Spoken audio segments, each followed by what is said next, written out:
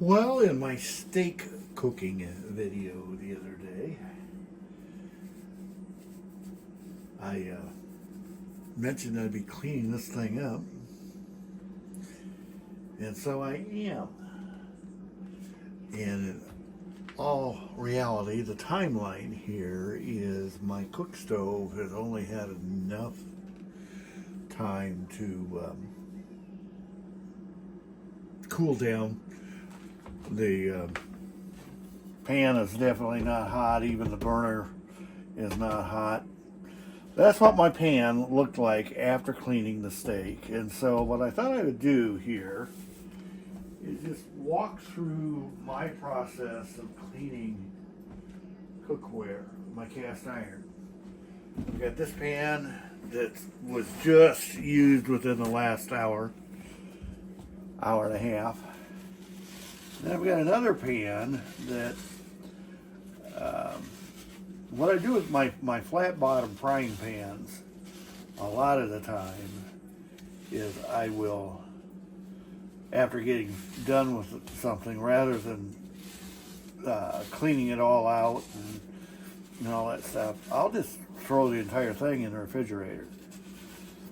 And then when I get ready to use it again, I just take it out, melt the grease that's set up in it, let it,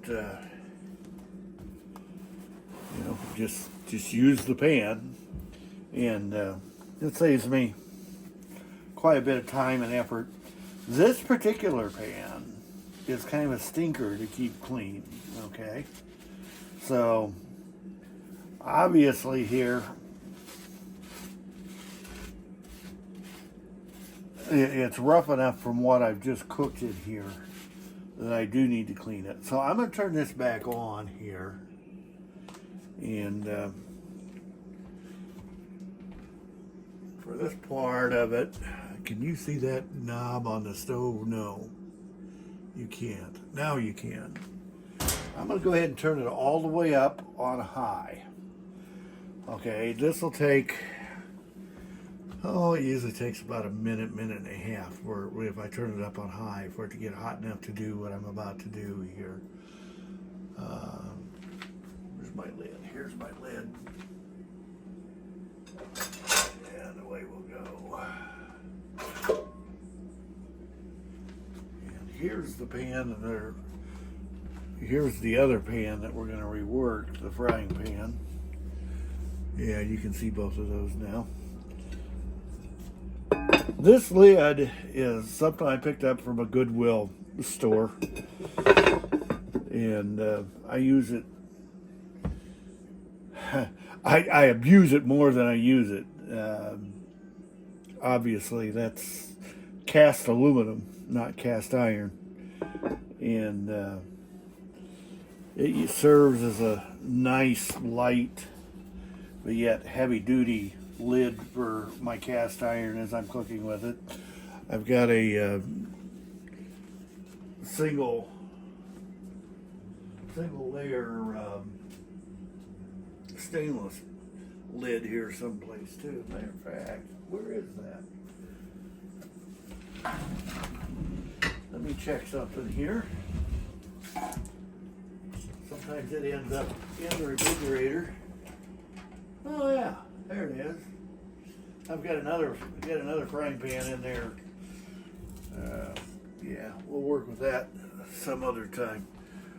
We'll just get this one done. Now this one here, like I said, is one that I pulled out of the refrigerator, and I had used it enough to where that it had it just had a bunch of stuff that needed to be cleaned out of it, off-wall spices and old grease, that kind of thing. And so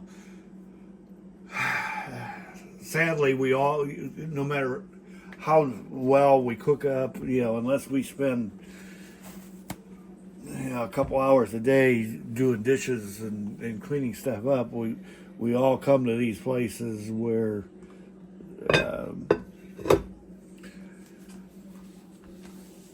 our pans get into a shape that we're not all that proud of, and yet we got to do it now. And I'm going to turn that fan back on.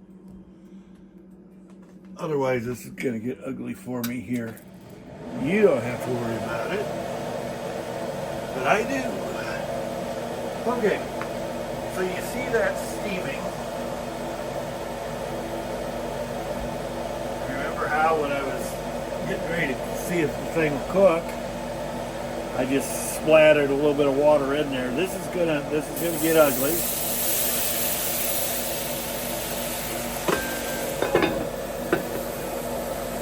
Now then, try your hardest to never use soap, dish detergent on your cast iron. The reason being is detergent pulls your seasoning off your pan, and so it makes it harder to keep your pan seasoned. Once you get a good seasoning on your pan, if you steam it this way, it usually stays pretty serviceable. And it's okay if it builds up in there, as long as you can still fry eggs and turn them without them sticking and that kind of stuff. Your seasoning as it builds up will not hurt you at all. See how that's steaming, boiling? It's a wonderful thing. Now then, I do not let that boil out. I boil it enough here to where that at this point now then I'm going to shut the fire off. Of course, in this case, this is a glass top stove. But yeah, you want to have your exhaust fan going at this point. Otherwise, you either smoke up or steam up the inside of your kitchen, and neither one is a good thing. I'm going to grab I think I got a mitten here. Yep, I got a mitten here.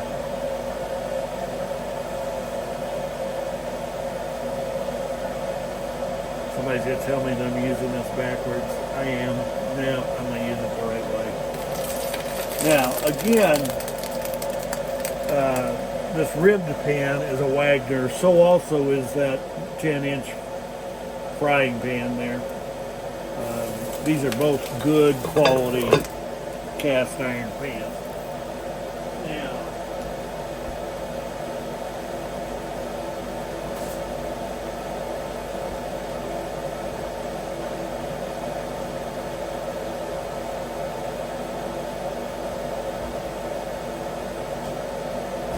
usually when you do that way,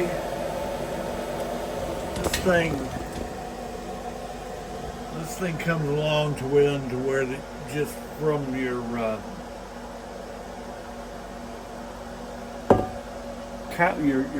sprayer, you can usually clean the rest of that out. And actually, this looks pretty good, but I do need to rinse it.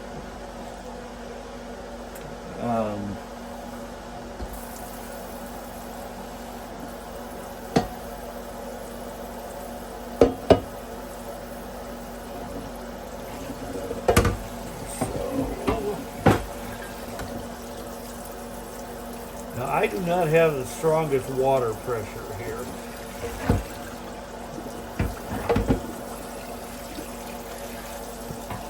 But as you can see, as I rinse this, the water gets clearer with each rinse. In this case here tonight, I think I'm going to get away with just 3 rinses. Now by this point, if you don't have a fairly good tolerance to heat, don't do what I just did there. I was raised by a guy who could stick his hands into 125, 130 degree water and not wince. And so I learned very early in my own life to take care of it. Now, this here, if you look at it, this is a cast iron scraper, okay? And you'll see the lodge I don't know if you can read Lodge on there or not. But you can buy these. Walmart usually has these. And what these are is a non-metal scraper. And you get them in this pack here. And there we go. And again, it's a Lodge cast iron pan scraper set. You got a red one, you got a black one. They're not, the black one is a little bit stiffer than what the red one is. It also has a slightly different shape. The black one I usually use for my Dutch ovens, this kind of stuff. This one I use for frying pans, and it usually works. Now, I bought two of these at the same time. I've been using these two for well over 5 years by now. So they last. I figured that they would disintegrate or melt, but they work pretty good. Can you see what I'm doing here? No. I had it set up to show you the rinsing. Now, you see, this is pretty well clear. This is not bad at all. And at that point, yeah, I'm not going to. Now, if I had taken a scouring pad to that, all of this in here, that doesn't look like much, but we're not done with this yet, okay? Take my paper towel and wipe out the moisture, because I was just rinsing it. You never want to put your cast iron away wet, not even the slightest bit wet. I've got a couple pans here. I live in Iowa, right?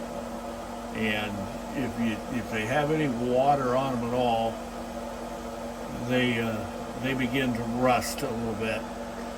And so that's why you don't want to put them away wet. So what I do is I dry it out that way, and then I bring it back over to my burner. Let's get this up onto the burner. Okay. Now, that burner is still hot. And again, I set that up. Set that knob up. Yeah, you can't see that knob. Set that knob up where it's almost all the way up. It's not quite as high as what I had it when I was steaming, but it's there. You see there that, yeah, that burner's on full blast. And I'm just wiping some of the smudge off here. At this point, you get a clean one of these. Now what I'm doing here is I'm evaporating the rest of that water out of there. You can kind of see it's kind of a wispy little bit of steam rising off of there, or at least I can. Maybe that's not showing up in here on the video, but just enough to make it do. Now, at this point, remember I said I'd sprayed that in coconut oil? Well, when I sprayed it in coconut oil the other day, the pan was cold. Today it's warm. This is more nearly the way you're supposed to do it. It's still not quite hot enough. You want to get the pan hot enough that you see how I'm doing this? I can actually hold on to that. You don't want to be able to hold on to that. You want to get it warmer than that. It will get there. I know I've seen a lot of videos on YouTube about guys doing this, and they never really give you an idea as to how long this part takes. You definitely want to get that pan warm. The sides are warm enough I don't dare put my hand on the bottom of the pan. The bottom of the pan is probably going to be pretty warm there. I don't want that. Don't want to mess with it. But what we're going to do And this is something, I'm not sure if I got that from Walmart, Hy-Vee, or Fairway, but one of those stores had this coconut oil spray. And this actually is far better than what I thought it was going to be. This is pretty good. Pretty good stuff. Yeah, we're almost warm enough there on that. Probably if I put that lid on there for 15 seconds, I'd probably come back and find that it was too warm. Yeah, a lid in this process does not hurt you at all. Matter of fact, it helps you. Now then, can you see that? Yeah, see that pan, that frying pan? Those are actually water spots from condensation off of that lid from when I was using it as a steamer. As I put it on here, I rechecked it to make sure that it wasn't still wet. Evidently didn't check it good enough. Okay. So at this point, we are just about ready to pull this pan off of the fire. Let me see what we got here. Oh yeah, you can see that corner of the stove.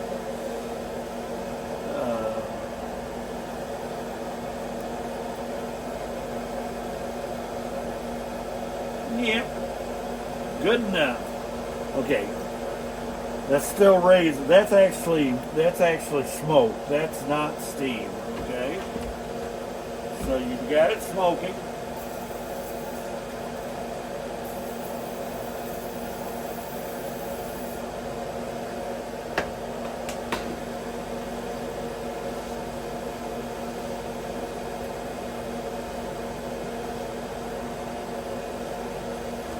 You want to use a good paper towel. Don't use the 99-cent rolls that you buy at Walmart or at Aldi or someplace like that. Get a good paper towel to do this. And then the second key to this is don't grind your towel. You say that came out black, it's not clean. Well, actually that is clean.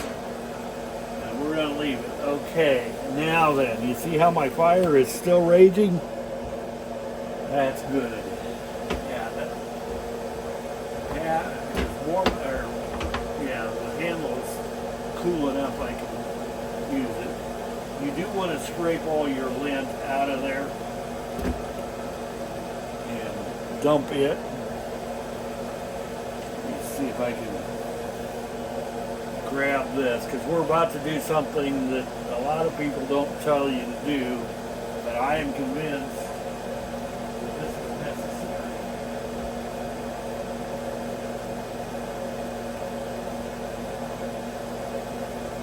This is where it would be nice to have a can of compressed air in my kitchen, because I actually got more fiber there than what I was aiming to off the towel. So, since I'm still dealing with paper towel fibers here, we're going to go to this is a flour sack dish towel. You can usually buy them at various stores. Here in Iowa, there's a hardware chain, basically it's the same thing as the TSC stores, only this is called Thyme, and they sell these things. A lot of times they'll have them 10 for $10, and I probably have, I don't know, probably close to 100 of those things around. Now, yeah, that's warm. Okay, that's good. There I get actually get a mist. Good. First time I was doing that, I wasn't getting a mist. Now, you saw me set my hand on there with it too hot for my hand. Okay? Anytime you're doing this, be careful. You can get hurt. Okay? But this is how we clean these things up. Now, you notice too, when I wiped that with my Got and Dealy, I picked up all sorts of stuff. Don't worry about that. Don't try to get your pan so clean that you don't get that. That's okay. That's all part of the seasoning process. That's not a dirty pan. Some will tell you that's a dirty pan and you gotta clean it off. Well, just keep cleaning, especially just keep cleaning with water and particularly soap. You will never get your pan seasoned.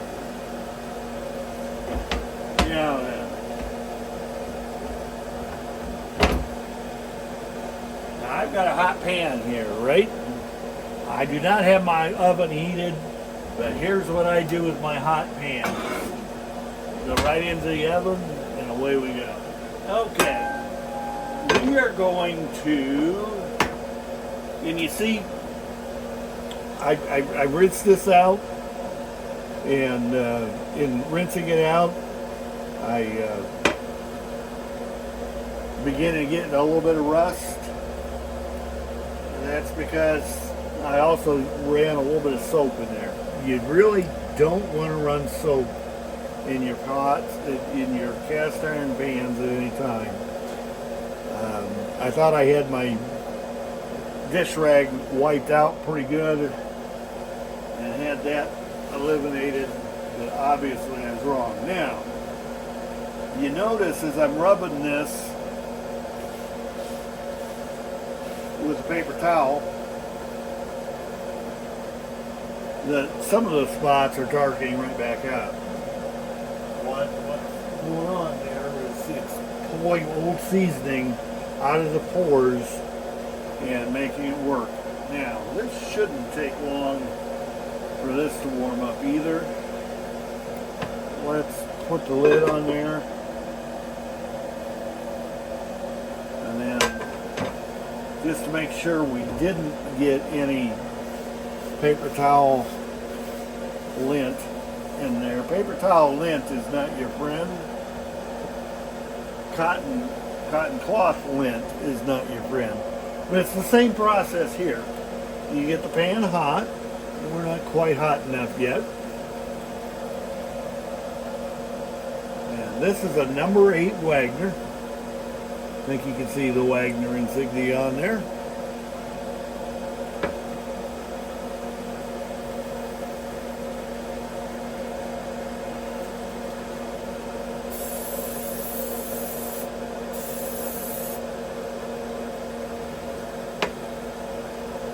Coconut oil is nice. It smells nice as you're working with it, and everything like that. Now, I'm going to let that cook onto there for just a little bit. Again, at this point, that's not steam. That is smoke, but that's okay. That's what the exhaust fan is for. And away we'll go.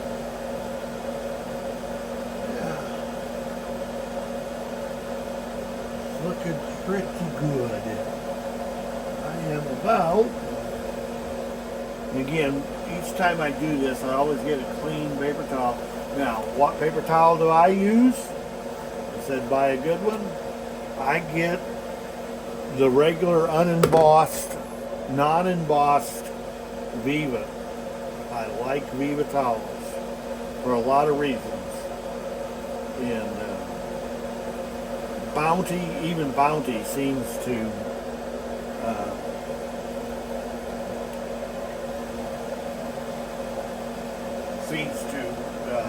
lint off really, really bad when I do this.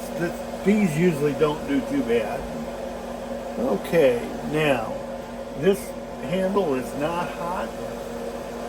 However, just to make sure that I got a safety here between my own flesh and this, we're going to go this way. You can probably see oil still pooling here, and that's good. And what we're going to do is we're just going to wipe that around. You don't want to leave pooling oil in your pan. And by doing this, then you, oh boy, yep. Okay. And you notice my fire here is still going. But with the pans well seasoned at this point, and that is a well seasoned pan,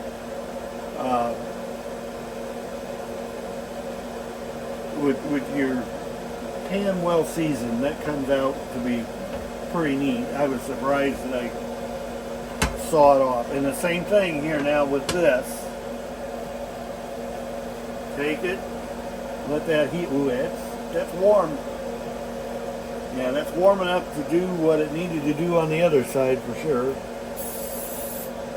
And that should be all the oil I need for this story, for just general cleanup.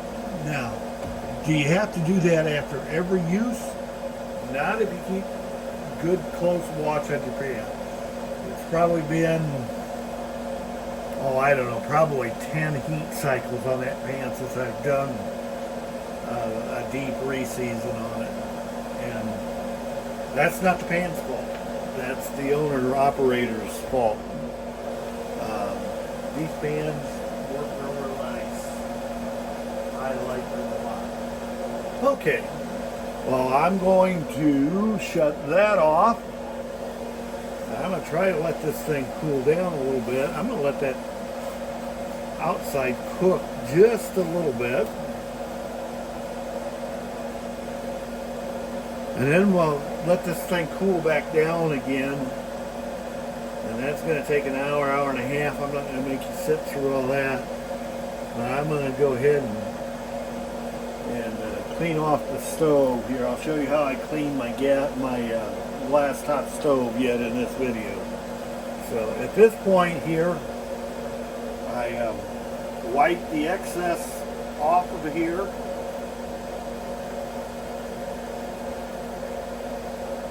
See how nicely that wipes?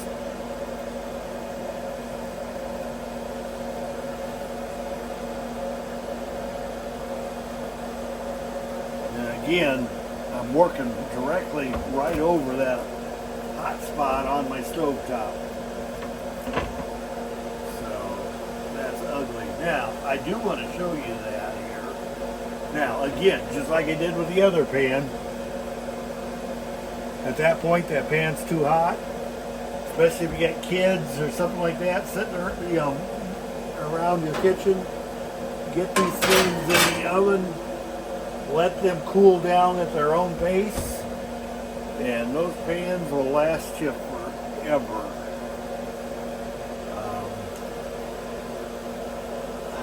I have not bought any of my Wagner pans new.